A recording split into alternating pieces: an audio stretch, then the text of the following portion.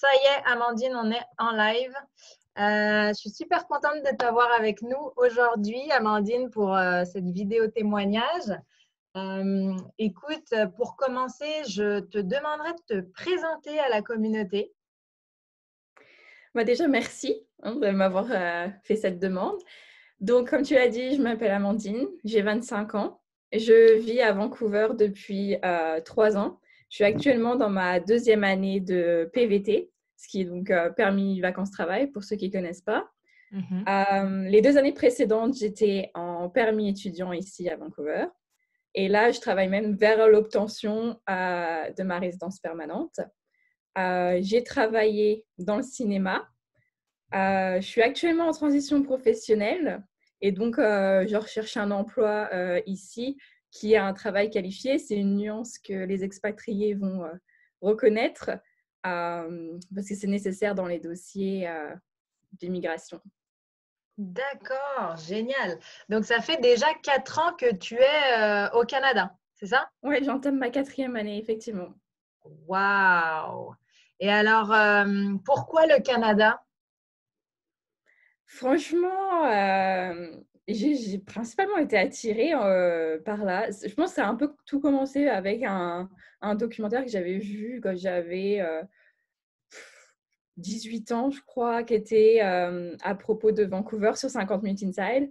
Mhm. Et du coup, je me suis dit, ah, ça a l'air vraiment top. Et ça a grandi en moi. Et puis après, j'ai fait mon premier voyage solo vers le Canada pour histoire de voir si c'était vraiment une vraie attirance ou si c'était pas juste un peu un conte de fées, une petite image que j'étais en train de me créer dans ma tête. Mhm. Euh, donc, mon premier voyage solo s'est fait à 19 ans. Ok. J'ai atterri à Ottawa. Mhm. J'ai également découvert Shinboro, ce qui est un petit village dans la province du Québec. Ok. Euh, et après, je me suis envolée dans le même été, parce que donc, je suis partie tout un été, je me suis envolée sur Vancouver. Le tout s'est fait vraiment à travers des contacts.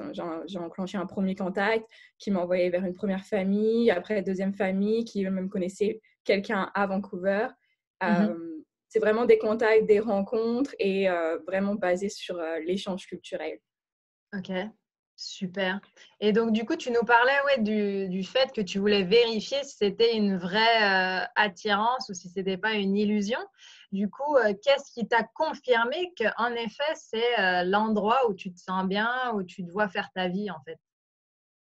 Ça, c'est juste viscéral, quoi. C'est mon premier jour à Vancouver, je m'en souviens comme si c'était hier. Je venais vraiment de poser le pied à Vancouver, de quitter une famille géniale à Ottawa, Mhm. euh, que j'étais même triste de quitter au final. Mais je suis arrivée là, tout de suite, on m'a amenée sur une des plages de Vancouver. J'ai vu le centre-ville de loin en panorama et je suis tombée amoureuse, quoi. Il y a des gens qui tombent amoureuses d'autres personnes et moi, je tombe amoureuse d'une ville. D'accord. C'est le coup de foudre. Je ne Ok. peux pas expliquer autrement. Et qu'est-ce qui t'a séduit? Du coup, c'est vraiment la configuration de la ville, c'est le paysage, enfin, c'est quoi exactement? C'est l'ambiance, c'est quoi? C'est beaucoup de choses, c'est vrai. On va dire il y a 5 points principaux, mais après, il y en a des tonnes qui s'ajoutent à ça. Il y a le fait qu'à Vancouver, il y a tout. Il y a la montagne, et moi qui adore skier et marcher, les paysages sont extraordinaires. Mhm. Euh, il y a la plage.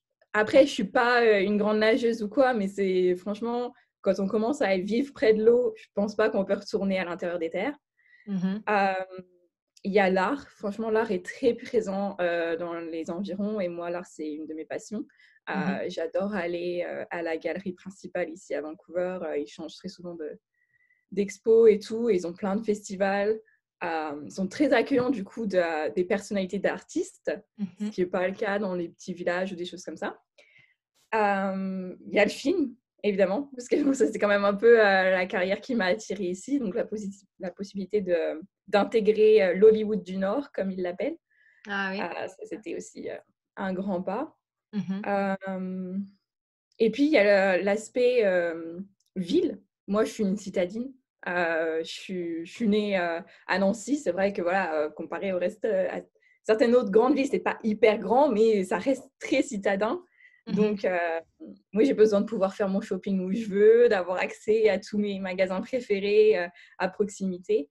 Donc, du coup, ça en fait partie aussi. Et après, oui, il y a évidemment toutes les personnalités des gens Ouais, sont tellement différentes ouais, des personnalités des Français.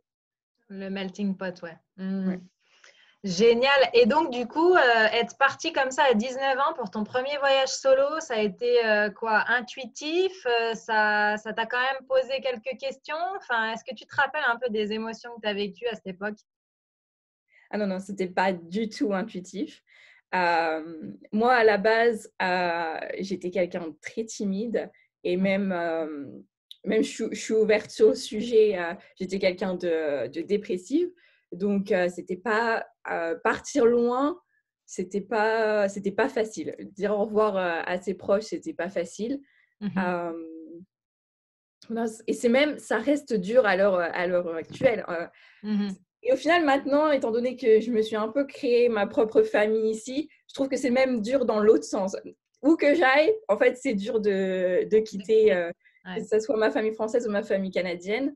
ouais. Euh, Surtout quand on sait la date dans laquelle on va se revoir, si c'est dans un an, si c'est dans 9 mois, un an et demi, des choses. Enfin, Mhm.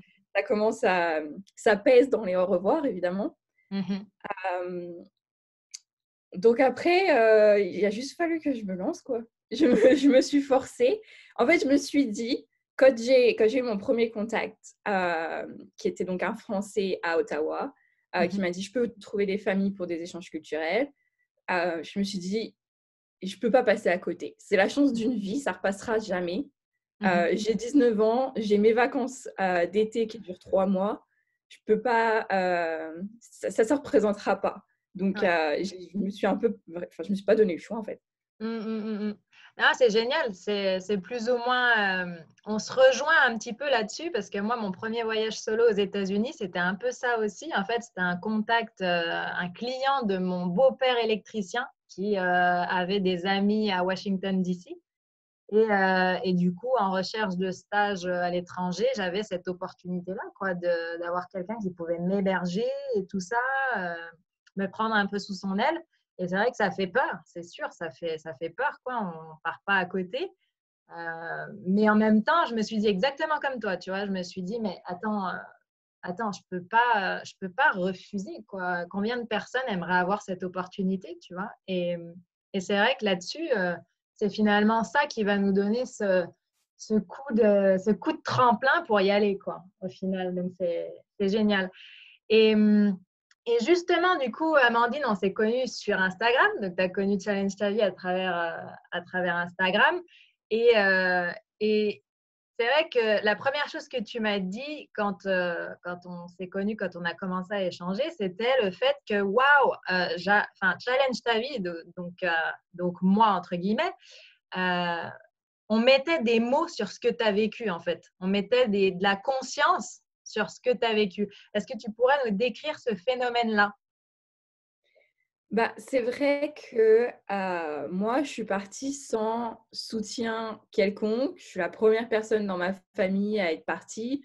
Mhm. Euh, j'ai j'ai pas j'ai pas réalisé. Je me suis dit, bon, bah, t'as pas le choix d'y aller parce que c'est une expérience extraordinaire. Tu vas vivre un truc de dingue. Mhm. Donc voilà, je le fais, et cette tape dans le dos, et j'ai sauté le pas. Puis après, je suis rentrée et j'avais pas réalisé avant d'entendre tes stories, tes interviews et tout, que j'avais vraiment grandi et que c'était pour ça peut-être qu'au final, ça avait un peu il y avait eu un peu une distorsion entre moi et ma famille, en fait, à mon retour. Ouais. J'ai jamais eu compris comment ça s'était vraiment passé ou quoi. Mhm. En fait, on grandit tellement à vitesse accélérée que Mhm. c'est pas possible que ceux qui restent dans leur routine ou quoi grandissent à la même vitesse que nous. C'est ça. Donc, on change et eux, ils s'y attendent pas. Nous, on s'y attend pas. Mhm. Et je pouvais pas mettre des mots sur ça. J'avais aucun soutien, aucune personne avec qui partager cette idée-là. Mhm. puisque j'étais la seule à avoir fait ce voyage. J'avais été toute seule et tout. Et Bah oui. Mm. franchement, j'avais jamais compris que c'était ça, en fait, que c'était juste le fait que j'avais grandi en 3 mois de manière comme si j'avais grandi sur 5 ans, quoi. Ouais, Je, ouais, et c'est vraiment cet aspect accélérateur à grande vitesse, le voyage solo, que ouais. j'avais pas réalisé. Et donc, du coup, c'est vrai que Challenge ta vie, ça m'a ouvert les yeux sur ça. D'accord. Euh, et sur le fait que peut-être que j'ai manqué du coup quelque chose de ne pas avoir ce soutien. Je Mhm. pense que ce changement s'est probablement effacé avec le temps, histoire que je me réaligne avec ma Ouais, famille. Je me suis d'accord, ouais. peut-être un petit peu, enfin, je l'ai un peu oublié.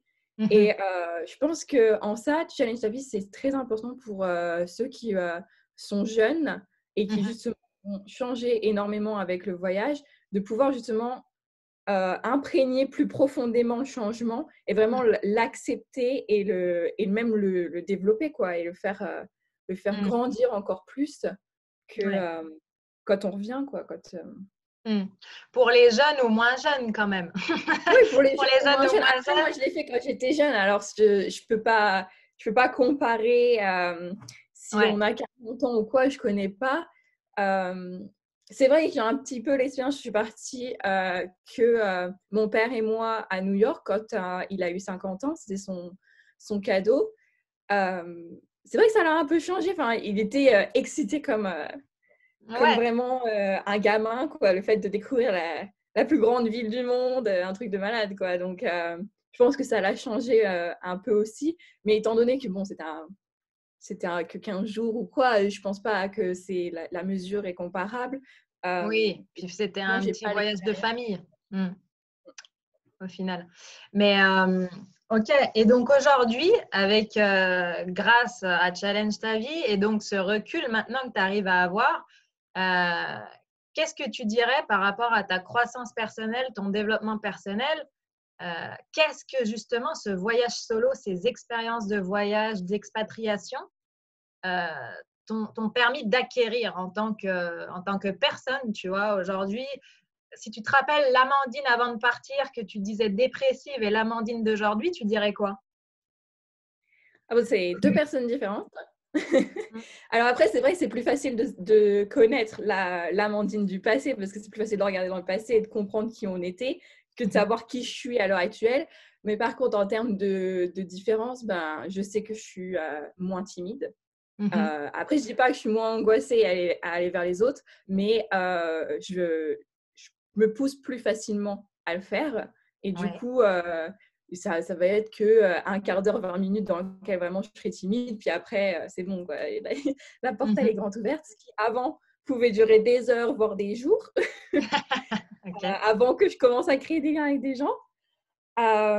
Ensuite, je pense que je suis moins égoïste.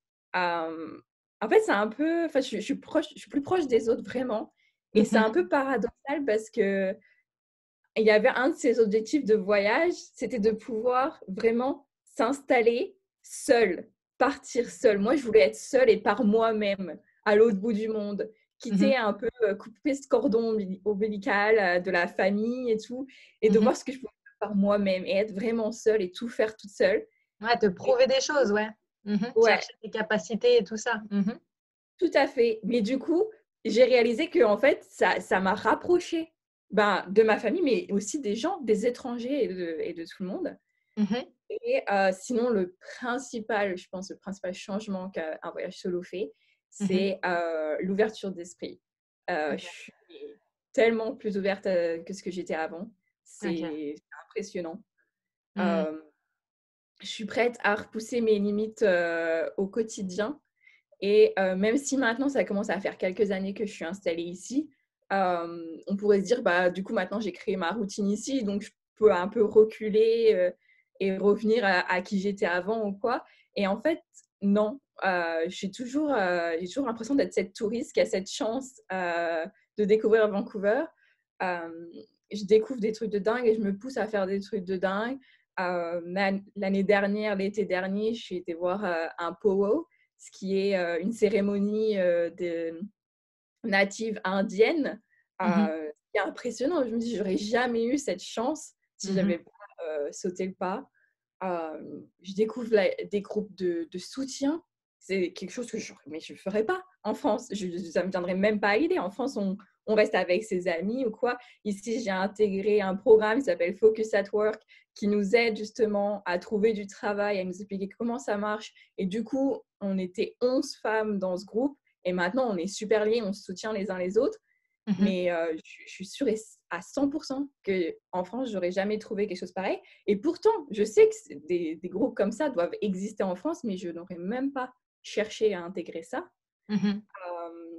Après, c'est même pas que à Vancouver, c'est partout. Quand je pars en voyage, maintenant, j'essaye de faire plus de choses culturelles. Par exemple, je suis allée à San Francisco et j'ai été voir un spectacle de rodéo.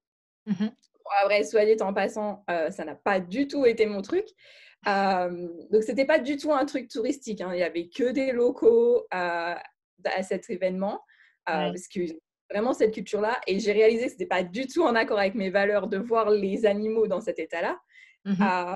Mais j'aurais jamais pu le savoir si j'avais pas sauté le pas, si j'avais eu l'ouverture d'esprit de tenter l'expérience, quoi. C'est ça. L'expérimentation, l'ouverture d'esprit. Non, c'est vraiment, on précise toujours plus en voyage solo parce qu'on se permet beaucoup plus de choses, on se sent plus libre. Tu vois, on l'a senti dans ton discours. En France, tu n'aurais pas tenté de faire ci ou ça. Et à l'étranger, ce côté neutre, ce côté on connaît personne, donc personne ne peut nous juger, fait que on a moins de freins, tu vois, à faire les choses. Donc, ce qui fait qu'en effet, on a une expérience beaucoup plus accélérée que lorsqu'on reste chez nous dans notre ville et dans notre cadre habituel. Donc, non, c'est super intéressant tout ce que tu nous dis.